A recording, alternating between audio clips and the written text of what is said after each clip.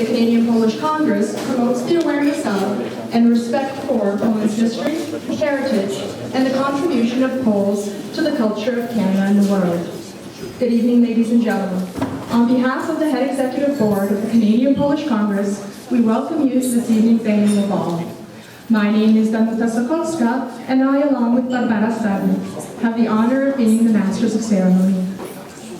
Dobry wieczór Państwu. W imieniu Zarządu Głównego Kongresu Polonii Kanadyjskiej witamy Państwa bardzo serdecznie na dorocznym balu Kongresu Polonii Kanadyjskiej. Nazywam się Barbara Stadnik i razem z Danutą Sokolską mamy zaszczyt prowadzić dzisiejszy wieczór.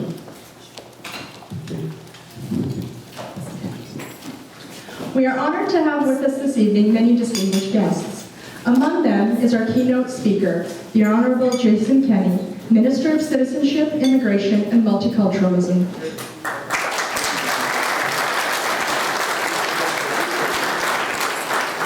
Zatem jeszcze raz po polsku mamy wielki zaszczyt gościć wśród nas wielu dostojnych gości, a naszym honorowym gościem i mówcą jest Honorable Jason Kenney, Minister do Spraw Obywatelstwa, Imigracji i Wielokulturowości.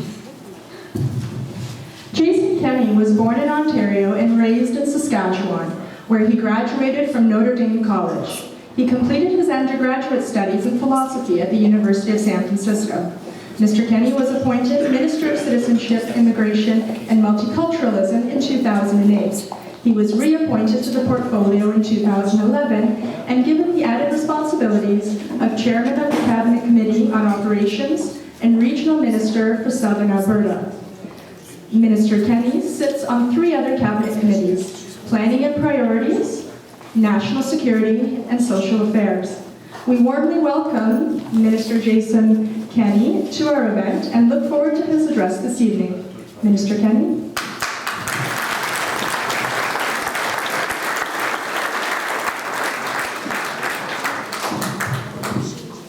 Dzień dobry, dziękuję bardzo. Thank you very much.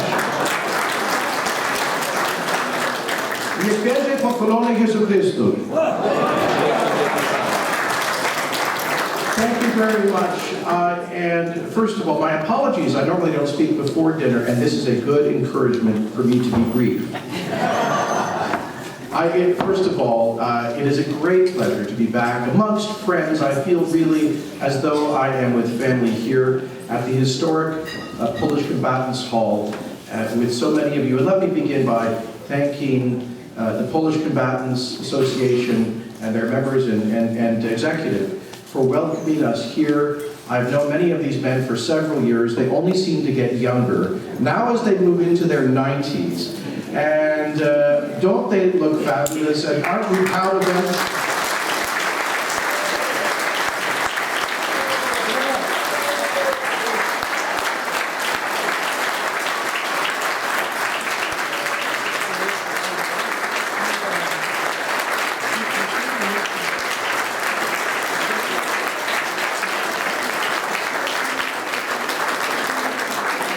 Thank you, gentlemen, for your hospitality, for your fidelity, for your loyalty to Canada, and for the ongoing living example that you are of the dignity of the Polish people and their fight for freedom through a tragic century. Thank you for having us here again tonight. And it is a great pleasure to be joined by a number of my parliamentary colleagues. I see the Parliamentary Secretary to the Minister of Foreign Affairs and the Member of Parliament for Mississauga, Mr. Bob Decker. Thank you for being here, Bob. Of course, the former President of the Polish Canadian Congress and now Member of Parliament for Mississauga, Mr. Władysław Lizan.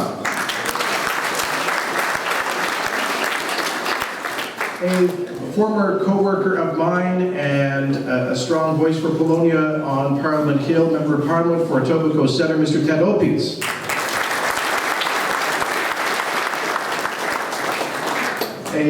Another man who immigrated to Canada from Europe and knows Polonia very well, a hardworking Member of Parliament from Scarborough, Mr. Cornelio Cezu. Thank you for being here.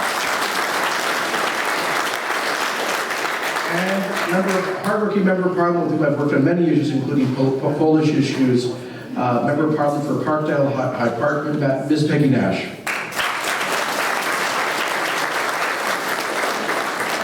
And I am also very pleased that we are joined, I was, at least unexpectedly for me, by Canada's incoming ambassador to the Republic of Poland, Alex Boguliskis. Thank you very much.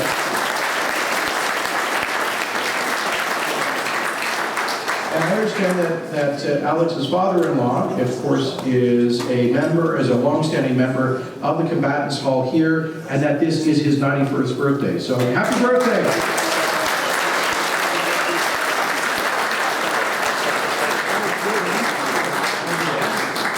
Reverend Fathers as well, and let me especially thank Madam Teresa Berezowski, the President of the Polish Canadian Congress, for this kind invitation to join with you on behalf of the Government of Canada and Prime Minister Harper. I first met many of the leadership of the Polish Canadian Congress in this hall just below about 6 years ago to celebrate the election of my colleague Władysław Zon to the presidency of the Polish Canadian Congress. And at that meeting, he and other members of Polonia outlined to me many outstanding issues which they'd hoped the Government of Canada would work on. And since then, we have struck up a remarkably productive relationship that has been to the advantage of Canada and Canada's vibrant Polish community.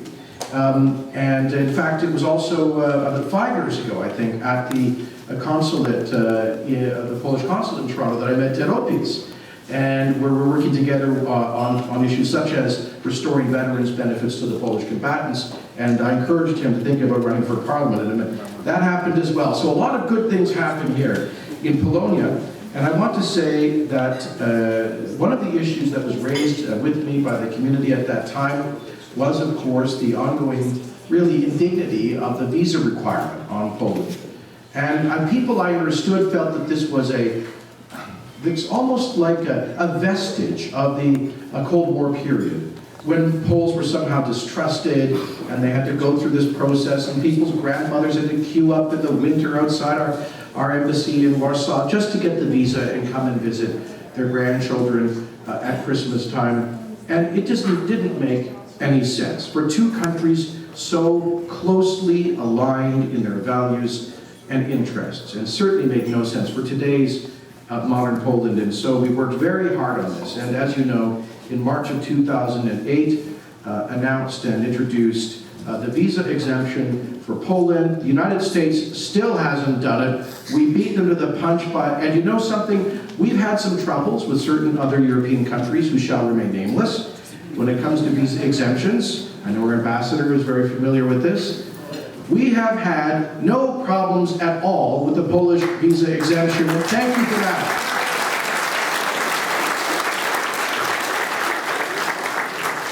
And I'll speak a bit more about that. Another one of the issues that was raised with me here in this place 6 years ago was the indignity done to the Allied veterans of Canada during the Second World War, amongst whom the Polish combatants figure so prominently. Because they were comrades in arms for Canadian forces in the liberation of Italy, at the Battle of Ortonio, at Monte Cassino, in the liberation of the Netherlands. Of course, Polish forces were integrated side by side with Canadian forces in the fight against fascism and the liberation of Europe. And so many of these great and dignified men, whether they've been shipped off by Stalin to Kazakhstan, or they've fought out of Britain all the way through to the liberation of Holland, they chose to come to Canada to build a new future. They raised their families here. And then in 1995, they were told that they were no longer considered veterans in Canadian law. And this was, it was explained to me, this wasn't about really benefits, it wasn't about legal technicalities, it was about dignity and respect and the historical truth that those men did just as much as Canadian men in uniform to liberate Europe. And that is why, beginning with the meeting I had with the Polish Canadian Congress here 6 years ago, we moved forward and successfully restored the veterans' benefits to these great heroes of freedom.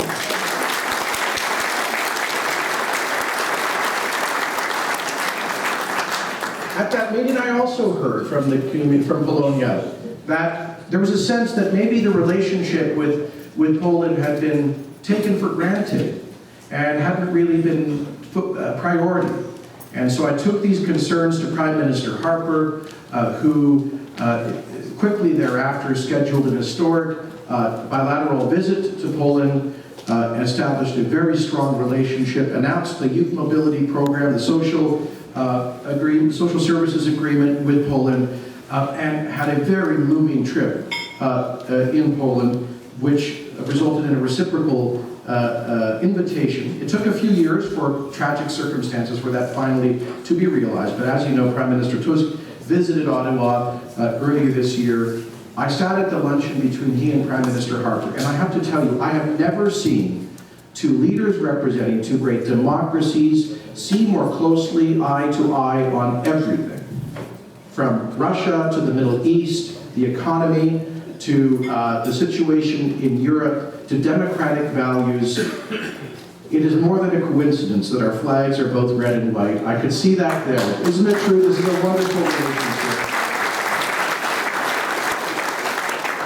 And so we managed to, and another one of the issues raised with me 6 years ago was the view that, you know, multiculturalism had, over the past decade or two, kind of moved away from its original vision of celebrating what's best about the diversity of Canada, and which was given birth in many ways by the vibrant diaspora communities of Eastern Europe. It was, after all, a proud son of Ukrainian immigrants, Senator Yusik, who first introduced the idea of multiculturalism in the Parliament of Canada, a conservative senator appointed by John Diefenbaker. Of course, it was Stanley Haddach, who 40 years ago was the first minister for multiculturalism. And so Polonia and the other Eastern European communities had a proud place as pioneers of Canada's multiculturalism and the success of our pluralism, but for some reason felt that they were being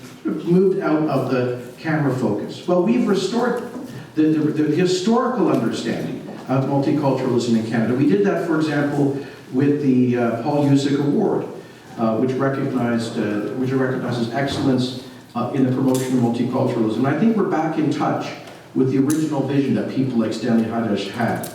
We've done many other things that I mentioned, including creating this new youth mobility or international experience program. I just met a young man who's here working in Canada today, thanks to that opportunity that young Poles have to get open work permits to come to Canada.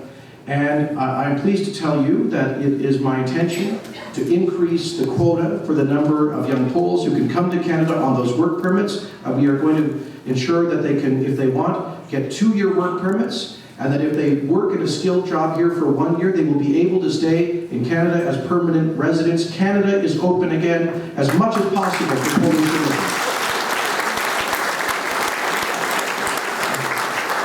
I'm also pleased to tell you that for the first time since, I think, the 1960s, we are establishing a specific path that allows skilled tradesmen, to immigrate.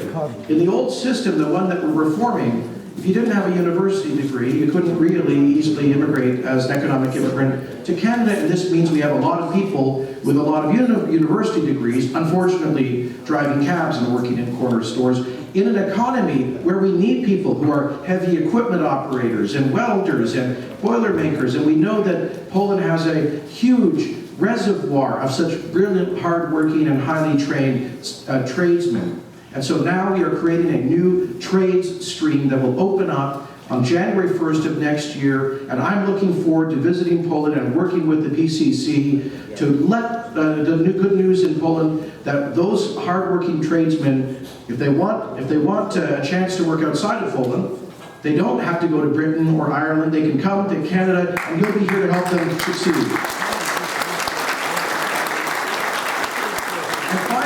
I'm really pleased, excited to announce tonight that for the first time, apparently since the 1960s, I, as a federal minister of immigration, will be going on a recruitment mission abroad, specifically to encourage people to immigrate to Canada. Now, in our passive system in the past, we didn't do that. We didn't go abroad to actually proactively recruit people. But on October the 5th and 6th and 7th, I will be in Dublin, Ireland, with dozens of employers from across Canada and with representatives of the Polish-Canadian Congress, meeting, amongst other things, specifically with members of the 250,000-strong Polish community in Ireland, brilliant, hardworking, and skilled people who speak English, and we're going to tell them that Canada, they should move a little bit further west, come to Canada, and bring a new dynamism to this country and to its Polish community. Don't you think that's an exciting initiative? So, I just want to say in closing that we've made so much progress together. I could go on, but dinner's waiting. We've made so much progress together on so many issues, and these opportunities, these are new doors that are opening. I think a lot of people in the Polish community have had the sense that the immigration process became difficult for a lot of reasons. These new flexible avenues for immigration to Canada will, I am confident, renew the community here.